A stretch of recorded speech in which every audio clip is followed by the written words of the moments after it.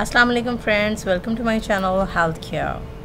So today's topic is about your skin and skin type.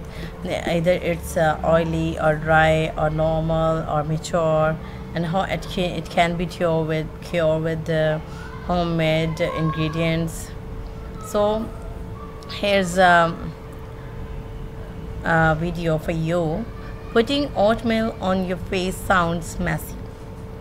Oatmeal is more than just a cereal that helps lower high cholesterol. Your skin's surface will also enjoy a bowl of this nutritious grain.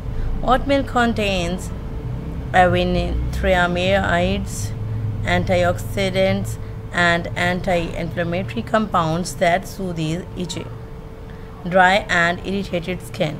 Number 2, oatmeal is also great for acne-prone skin because it may absorb oil from the skin surface, all of which makes oatmeal a perfect ingredient for facial masks. The first 3 masks are fine for most skin types and are typically safe even for those with sensitive skin. Although it's always a good idea to chat with your derm before trying a new product or treatment, especially if you have an existing skin concern. Instant oatmeal mask for all type. Oatmeal and honey face mask for all skin type.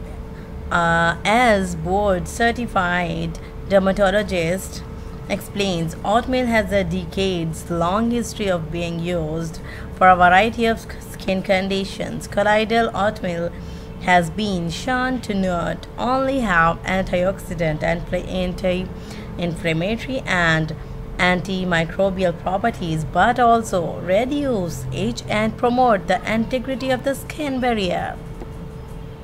Yin says, for this reason, colloidal oatmeal has been shown to be helpful as injective therapy in eczema patients who often have compromised skin barriers and altered skin microbiomes composition.